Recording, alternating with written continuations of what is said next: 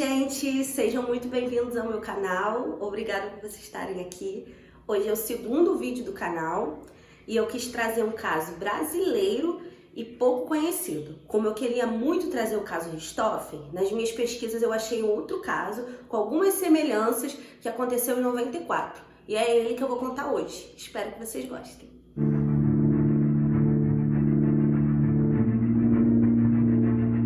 A protagonista dessa história que eu vou contar pra vocês se chama Andréia Amaral. Na época que tudo aconteceu, a Andréia tinha 24 anos, era estudante de direito, assim como a Suzane, tinha um namorado chamado Daniel, assim como a Suzane, e morava em Santos, no litoral paulista, com o irmão mais novo, a mãe e o pai, que se chamava Antônio Gomes Pereira do Amaral. O Antônio era um empresário português que tinha 50 imóveis espalhados ali pela Baixada Santista.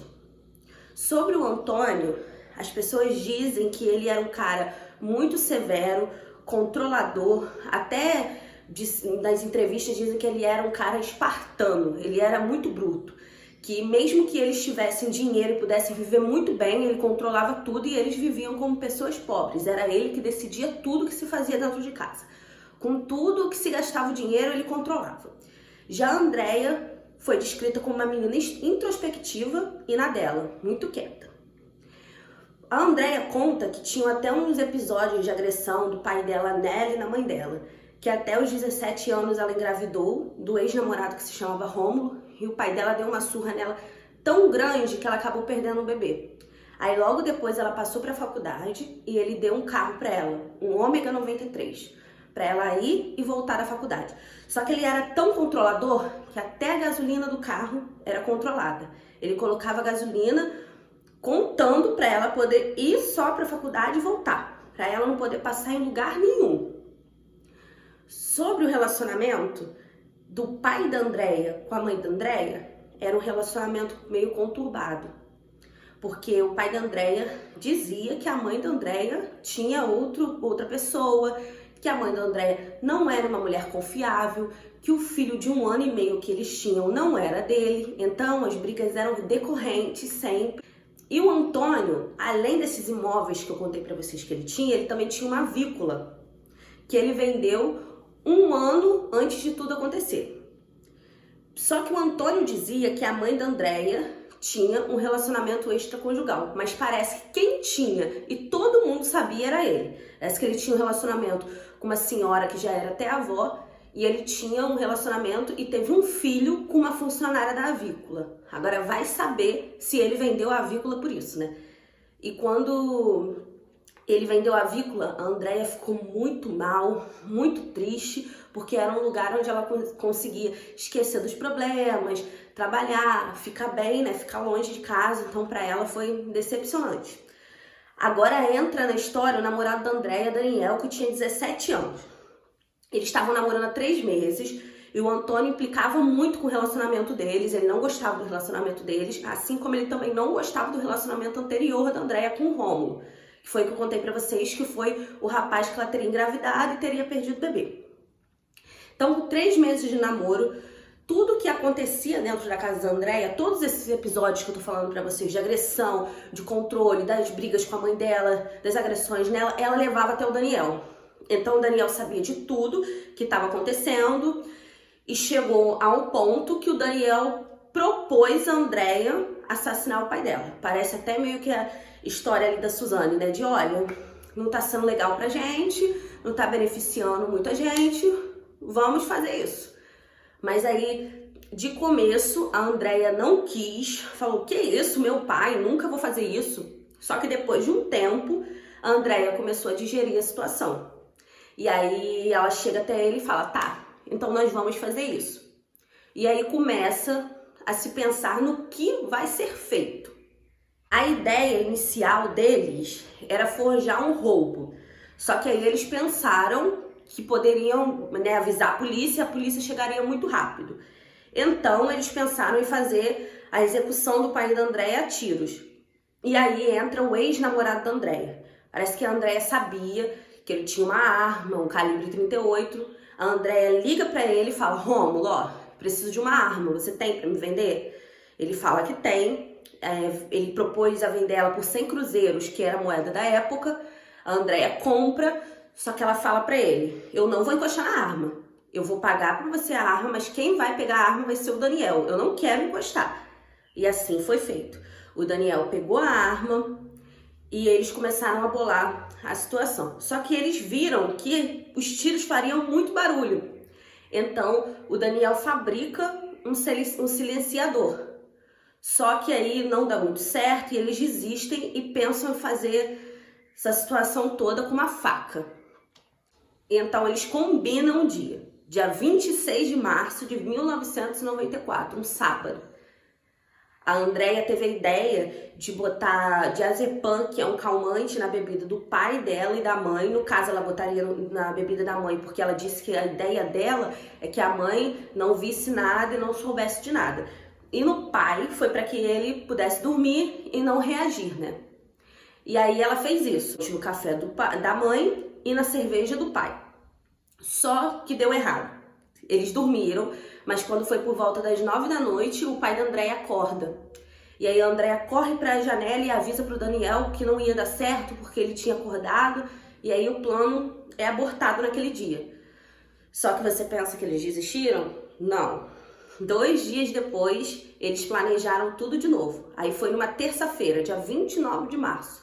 Só que dessa vez, a Andrea pensou em fazer diferente. Ela pede pro Rômulo, que é ex-namorado dela, ligar para a mãe dela e distrair a mãe dela enquanto o Daniel entra na casa. Aí o Daniel entraria na casa, se esconderia embaixo da cama e quando eles dormissem, o Daniel sairia e faria o que eles tinham programado. E aí isso foi feito. O Rômulo liga, o Daniel se esconde embaixo da cama e espera o sinal da Andrea para poder sair. Só que nesse dia ela nem precisou botar calmante na bebida do pai, porque o pai foi dormir cedo, já tinha bebido muito, e aí ela coloca no café da mãe. E a mãe dorme no sofá e o pai sobe. Ela diz que nesse dia eles até tinham tido uma briga muito feia, muito séria, por causa dessa situação dele ficar acusando ela de o filho não ser dela, né? Então ele vai pro quarto e a mãe da Andrea fica embaixo na sala. A Andrea percebe que o pai dela dormiu. Quando é por volta das 11 horas da noite, a Andrea chama o Daniel. Aí o Daniel vai até o quarto, vê que realmente o pai da Andrea está dormindo, dá o sinal para Andrea. A Andrea, outra coisa também parecida, né? A Andrea não viu nada, a Andrea não esteve presente, ela também ficou na parte de baixo da casa, assim como a Suzane, e ele fez tudo sozinho em cima, né? Então ele vai até o quarto do Antônio, faz o que tem que fazer, né?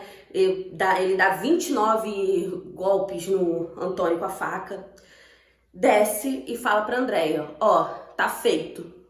Ela pergunta pra ele, tem certeza? Tenho certeza, tá feito.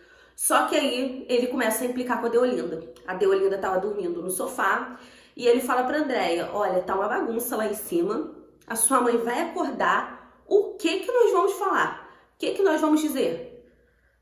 A gente vai ter que assassinar ela também. E a Andrea não concorda, não, o combinado foi você não encostar na minha mãe, você não fazer nada com a minha mãe. E ele começa a falar isso pra Andrea, ele tava com a faca, mas ele também tava com aquele revólver que o Rômulo tinha dado, né? Então ele começa a implicar com a mãe da Andrea, dizer pra Andrea, não, ela vai ser testemunha, ela vai contar, nós vamos ser presos rapidamente. E aí a Andrea diz que na hora ficou com muito medo também dele fazer alguma coisa com ela e com o irmão e aceita. Aí a Andrea sobe e ele faz o que tem que fazer com a mãe da Andrea. Aí a mãe da Andrea morre ali no local mesmo. Ele deu 12 golpes de faca na mãe da Andrea. Então ele vai e avisa pra Andrea que tá feito também. A situação toda feita, eles pegam os corpos, botam em sacos de lixo e limpam o lugar. E aí eles precisavam pensar no que eles fariam com os corpos, né?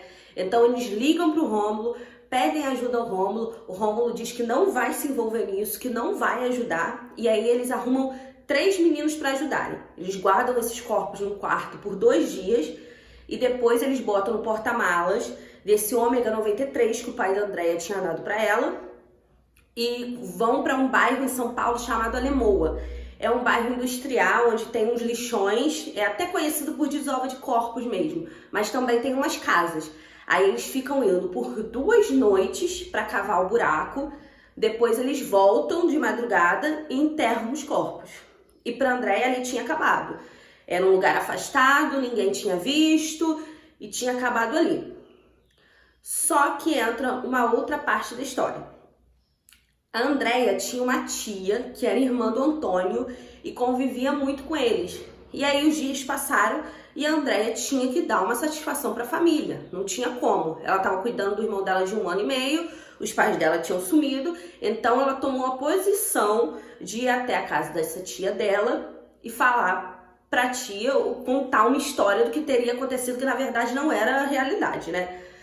Ela vai até a casa da tia e fala que o pai dela e a mãe dela tinham tido uma briga, que a mãe dela tinha descoberto que o pai dela tinha um outro relacionamento e a mãe teria saído por volta das 2h30 da tarde, o pai por volta das 3h30 da tarde e que eles não tinham voltado, já era 7 horas da noite. A tia Andréia fica muito preocupada, pede para ir até a casa, só que a Andréia não deixa e tal, vamos esperar mais um pouco, vamos ver se eles voltam. No outro dia, a tia da Andréia consegue fazer com que a Andréia leve ela até a casa. E aí a tia da Andréia chega, começa a olhar tudo, olhar os cômodos, ela já devia estar suspeitando da situação, né? Aí ela pega e vai até o quarto onde tudo aconteceu e puxa o lençol da cama. Quando ela puxa o lençol da cama, a cama está ensopada de sangue. Ela fica muito assustada e pergunta para a Andréia o que aconteceu. A Andréia diz que o pai tinha descoberto que a mãe estava grávida e que tinha batido tanto na mãe dela que a mãe dela teria tido um aborto e perdido o bebê ali na cama. Por isso, tanto sangue. Ela não colou para a tia da Andréia. E aí a Andréia entra com uma outra versão. Entra com a versão que os pais dela teriam discutido e que o pai dela teria assassinado a mãe dela e tinha fugido. A tia da Andréia diz que no momento ela até achou meio, plausível a história, porque ela conhecia o irmão dela. Que se tinha acontecido isso, eles tinham que ir à polícia. E aí a Andréia não queria deixar a tia dela ir à polícia, diz pra tia dela que o pai vai ficar muito nervoso se eles forem, mas a tia da Andréia não concorda e vai até a polícia. Quando ela vai até a polícia, ela conta essa história toda, né? E eles já ficam de olho na Andréia. Só que o que acontece? Quando esse caso foi pra polícia, ele começou a passar na televisão. E alguém lá na Alemoa, onde eles tinham desovado os corpos, comparou a foto da Andréia com a mulher que ela tinha visto na Alemoa também e se ligou que era a mesma pessoa. Só que eu acredito que quando a pessoa viu, não sabia que eram corpos, né? Só que ela liga pra polícia e faz uma denúncia anônima. Fala, essa menina que tá passando na televisão, eu vi na Alemoa com mais 4 caras, com sacos de lixo. E aí eles levam a Andréia pra depoimento. E não demora muito tempo para a Andréia e o Daniel confessarem, né? A Andréia botou a culpa toda na morte da Deolinda, da mãe dela, no Daniel. O Daniel foi preso, foi para FEBEM como era menor de idade, mas a Andréia também foi condenada. Em 95, a Andréia foi condenada a 25 anos de prisão por homicídio duplamente qualificado. Os advogados até entraram com recurso dizendo que ela não estava mentalmente bem, só que foi negado. No ano seguinte, em 96, eles entram com outro recurso, só que a única coisa que eles conseguem é diminuir a pena 1 ano e a prisão em Santos e depois foi transferida para o Butantã. E lá, por bom comportamento, ela conseguiu a regalia de ter o regime semiaberto. No Dia dos Pais, ela recebe autorização para poder sair, para passar o Dia dos Pais fora da prisão, mas a Andréia não volta. E aí, um tempo depois, ela é presa por estelionatário. Quando ela chega na delegacia, não sabem que é exatamente ela, só que quando jogam no sistema, vem que ela era uma presa que estava fugitiva. E aí ela é presa novamente e ela perde o direito ao regime semiaberto. Um dos defensores dela disse que ela não voltou para a prisão porque ela estava sofrendo muito, ela era muito maltratada, só que um outro defensor da Andréia já diz que não acredita muito nisso, porque ela dizia para ele que estava muito bem, que ela era muito bem tratada na prisão, que ela até tinha tido um relacionamento com outra pessoa, mas eles não conseguiram entender porque ela não voltou se faltava 13 meses para ela poder ir para o regime aberto, né? Foi libertada em 2008, os irmãos dela, por parte de pai, não querem saber dela. O irmão dela, Rodrigo, que hoje tem 30 anos, que era um bebezinho de 1 ano e meio, que estava naquela situação toda, também não quer nem saber dela.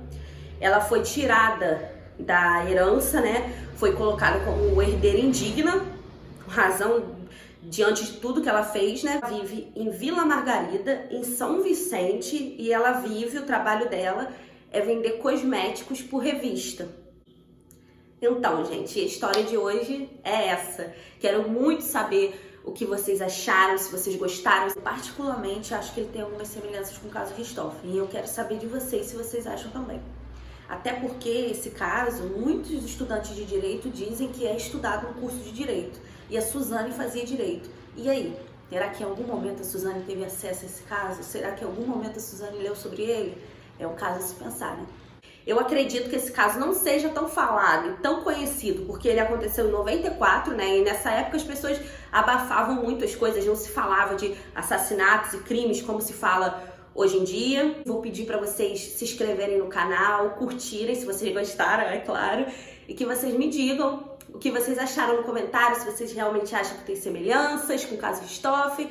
E é isso. Muito obrigada por vocês estarem aqui. Muito obrigada por me assistirem. Muito obrigada. Um beijo.